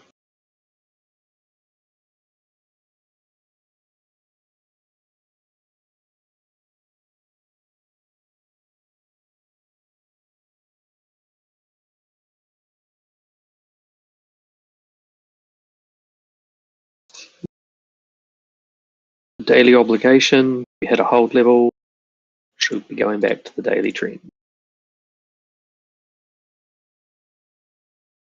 Sol chart. We should be coming back here. That'd be pretty normal. If we don't come back there immediately, then it'll come back eventually. But that's the thing with trends; they go up in price, so, or down the direction. But like, can do that. Doesn't do that very often. Can.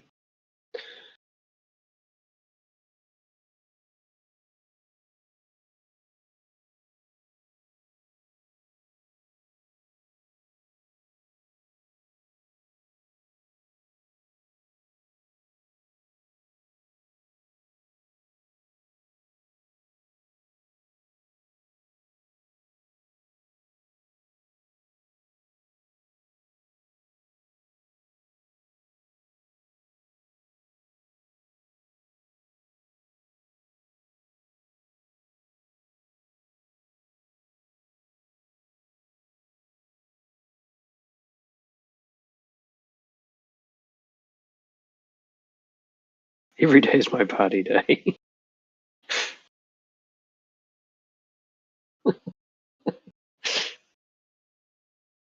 My outbound party days are normally Fridays.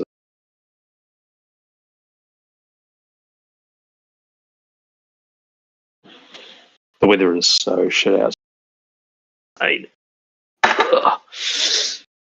It's yeah, definitely not outside today, but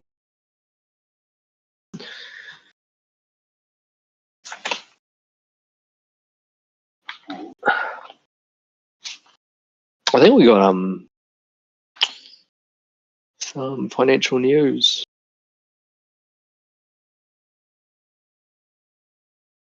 12:30 p.m. tonight. Yeah, you've got non-farm employment change. Oh, excuse me. It makes for a. Does everyone sort of understand the whole market, like how they typically address the week?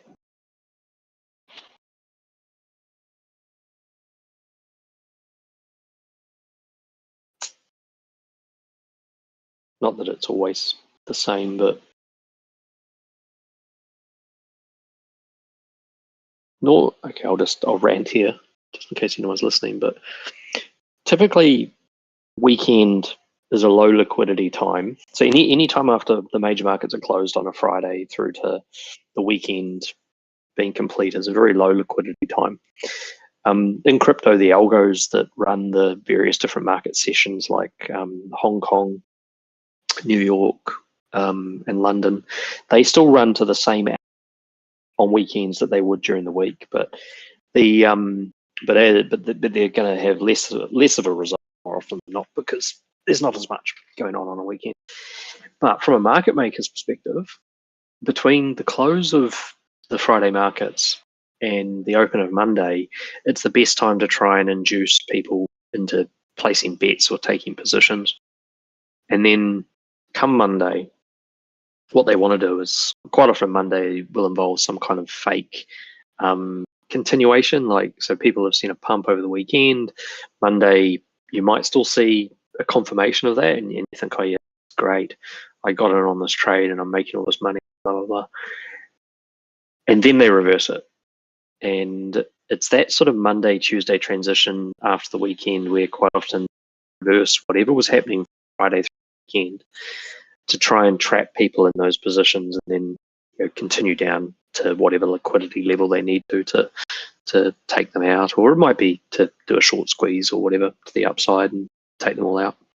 So it's kind of why, like, if you're trading on weekends, ideally you want to think, where are they going with this? Because I'm happy to make money off them trying to induce me, but I want to get out before they reverse it. And then normally by the time you get to Wednesday or Thursday, which always seem to be, financial,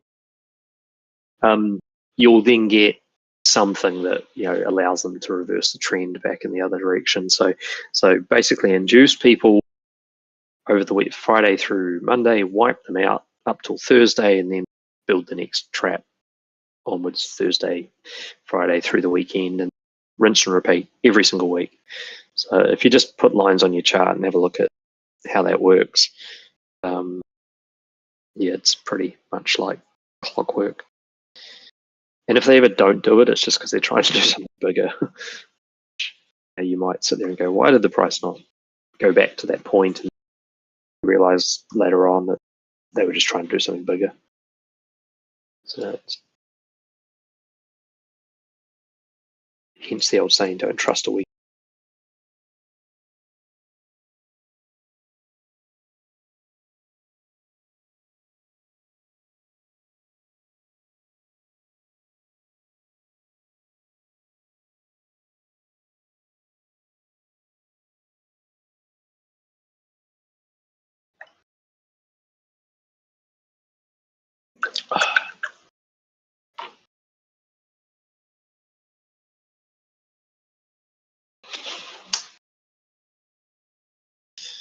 What's going on? How's everyone? Questions?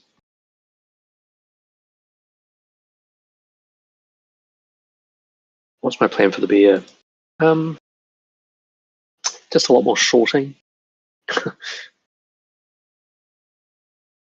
I guess it's basically a case of until accumulation, and then what I might actually do this time, which is going to be a little bit different, is I might work out the accumulation range for the next Bitcoin bottom, and then actually just set up a grid bot and just let the thing run, because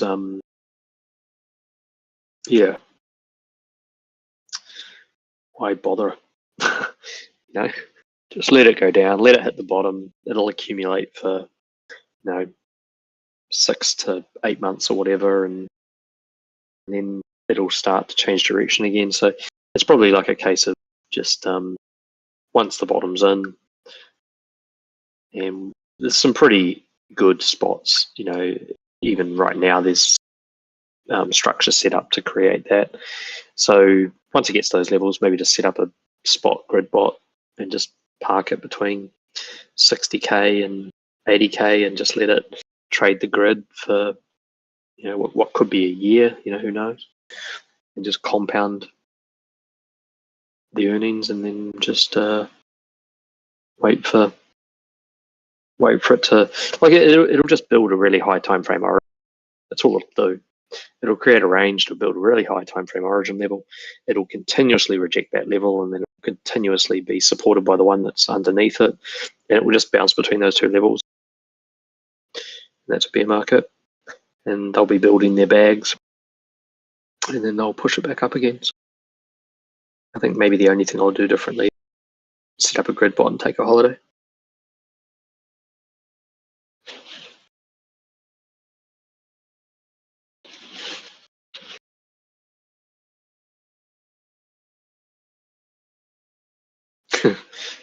If you know it's going to live like a couple of $1,000 range, for why trade it? Trained monkeys or grid bots can do that.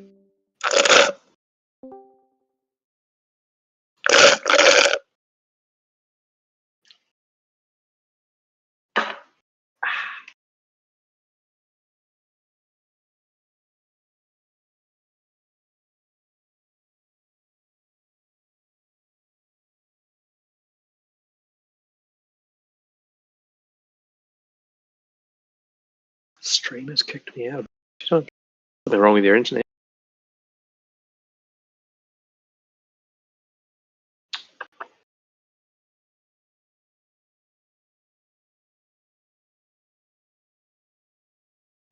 Actually, there's another trend. It's a 3-day. The 3-day trend actually come like literally right through about there. So pretty interesting.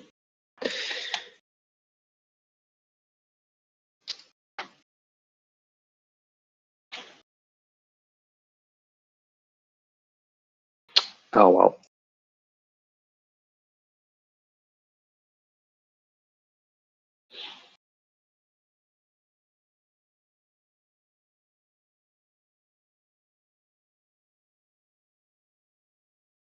Look at this. I don't know whether people are seeing this right. Total market cap versus BTC, 0.01, blah, whatever. Main component ETH,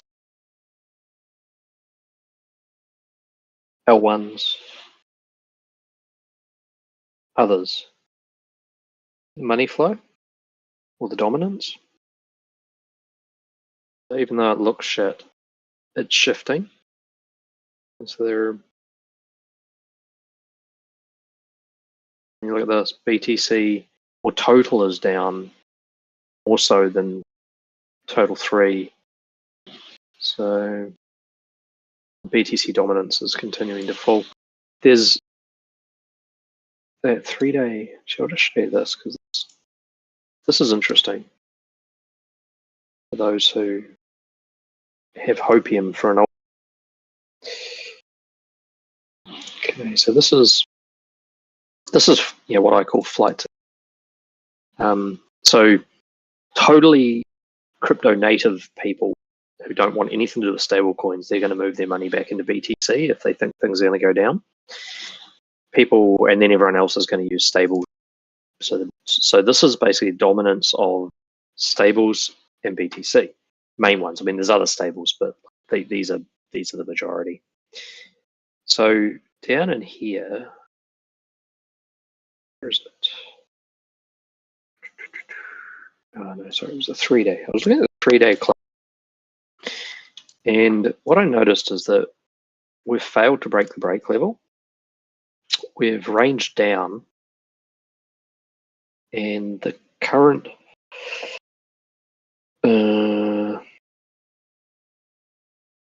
so that was once a range trend. See that there? And that was lost. It's been retested.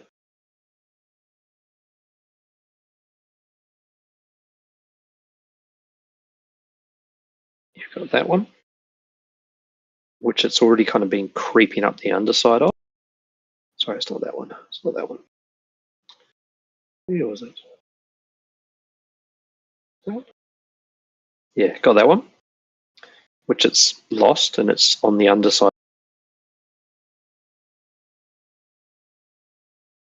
That one, which it's on the underside of now.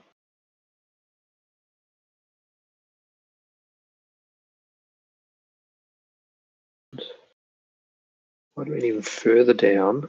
Got okay, so that's an unused hold level. All the way down there at 60%. It's definitely not going to drop below 60%.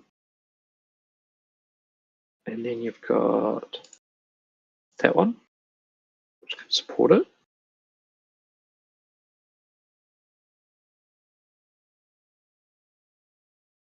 That, which is already lost.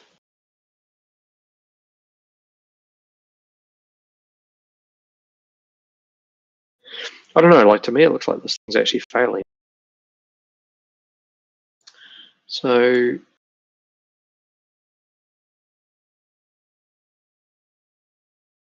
yeah.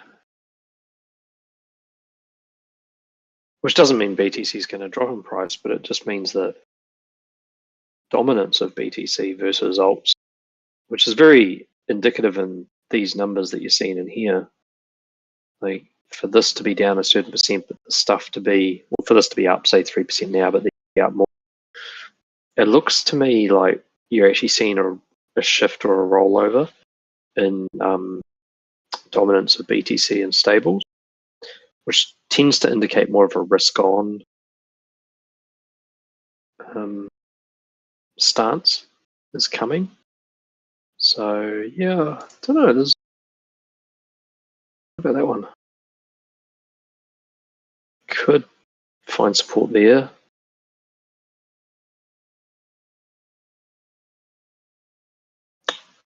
Yeah, it's worth keeping an eye just for confluence of other things. But like if you're expecting altcoins to go up, definitely possibility of it starting to happen here.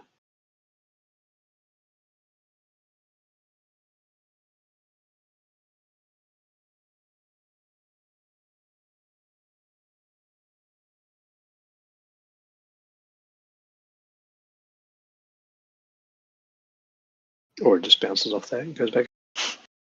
See.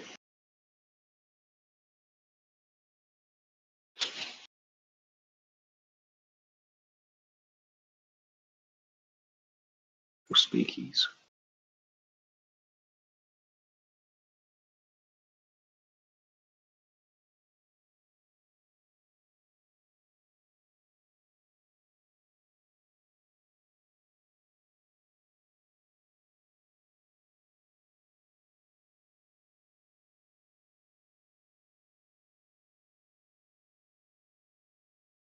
All right.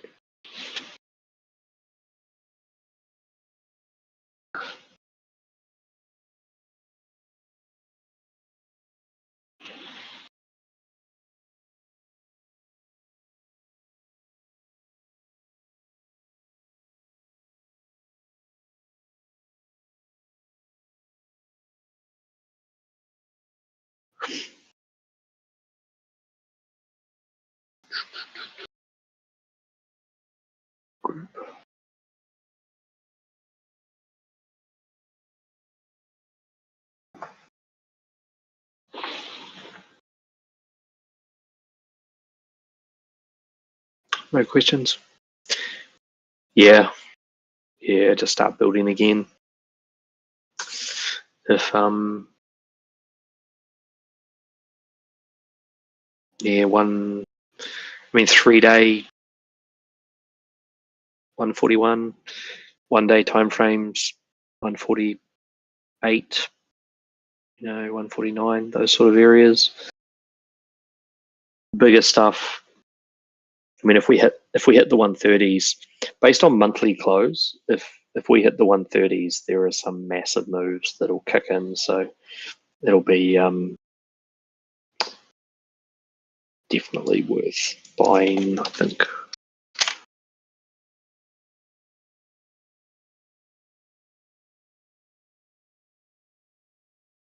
I mean, that's a trend to buy.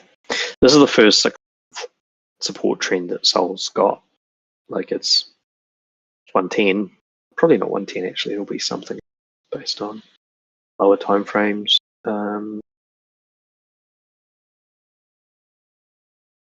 Yeah, 113. I mean, if you can get that as a buy, it's blessed. Like, I don't think you will, not in the short term, but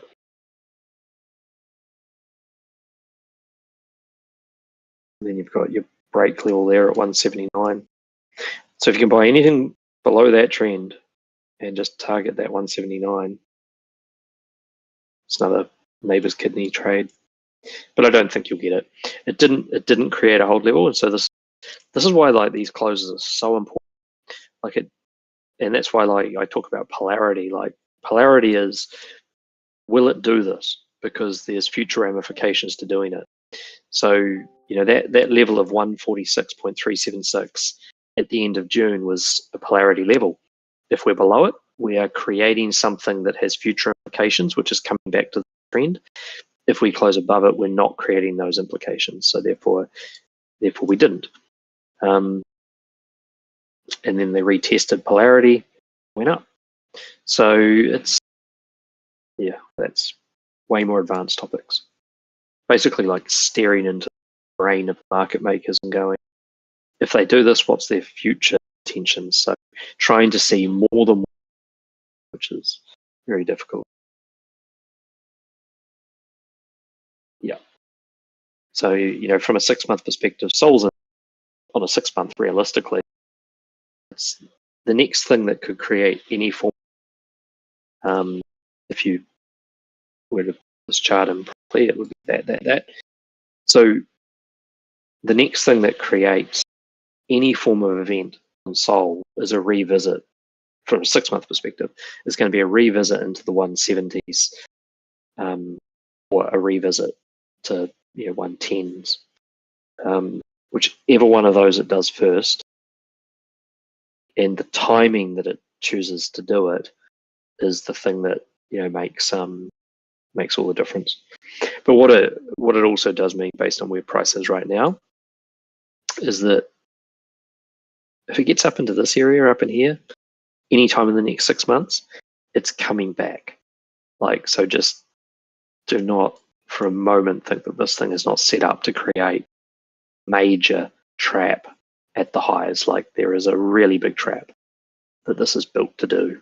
So, it might even go to $500 in the next 6 months, because like this candle here that you can, which drives all the way through the trend. What did it do? Because this is the trend here, right? So you've got there. Okay, actually, shit, the trends are there. My bad. There, on the corner. Trend's there. So trend was created, rejected off the trend. Anytime it was above that level there, unless it was capable of closing above that level of 6 months, it was always going to have to come back down. The fact that it closed the break level here, in fact, I wonder if it went down and up or up and down. Let's have a look. This could be really interesting. How trappy were they?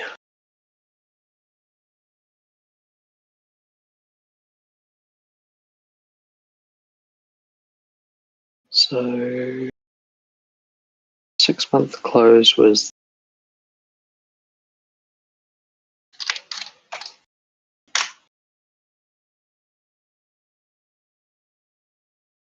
Yeah, look at that.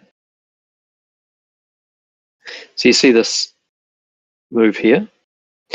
This is the 6-month close above the break level, the bounce of the break level up to the topside trend, and then the rejection. And then you see this move here was the retest of the break level. So like this is Trump pump. This is Trump pump. You know? And this is the kind of thing you sort of need to see, is that news has a target. It just moves fast.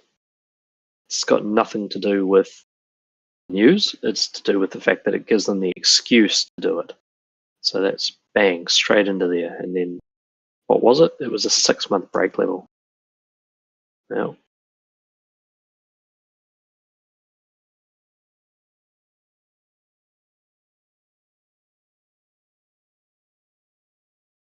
so close above the break level, retest the break level up to there. When was that? January. And then what happens when it hits topside range trend? Well, it turns to shit. And so that topside range trend, that's what I mean by 114K on Bitcoin. Yeah, that's what's sitting there. Something like that. So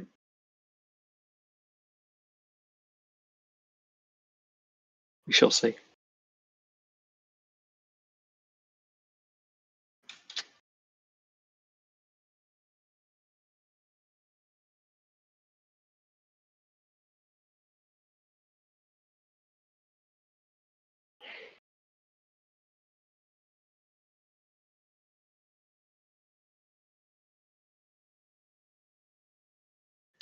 So for this to have sustainable future, it needs to close a yellow candle. Can't draw candles with that tool. Close a yellow. When it does, retest. Try to get over this. Then it needs to close a candle up here, yellow, retest this, and then try to go up. That's sustainable. If it does it any other way, it's not sustainable. If it just pushes through there to get above there, it'll come back to there. If it closes this, bounces off this, pushes through there, it'll come back to here. Just bear that in mind if you're holding large spot bags of SOL. There's a sustainable way to move price and unsustainable.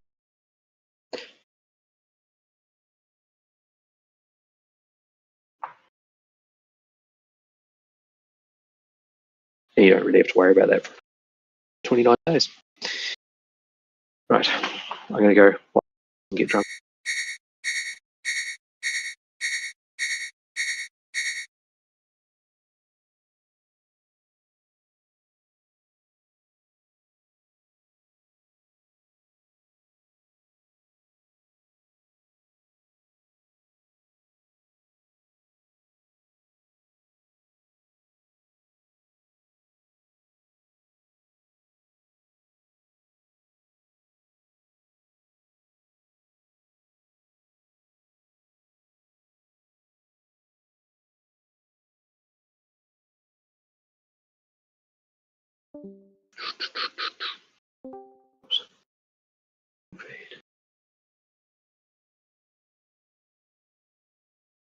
Don't worry, I will.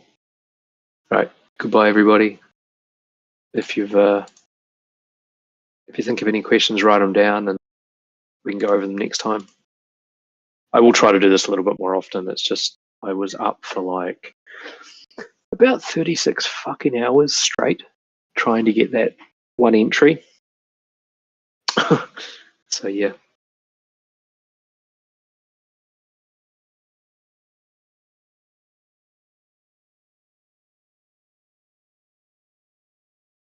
Definitely need sleep.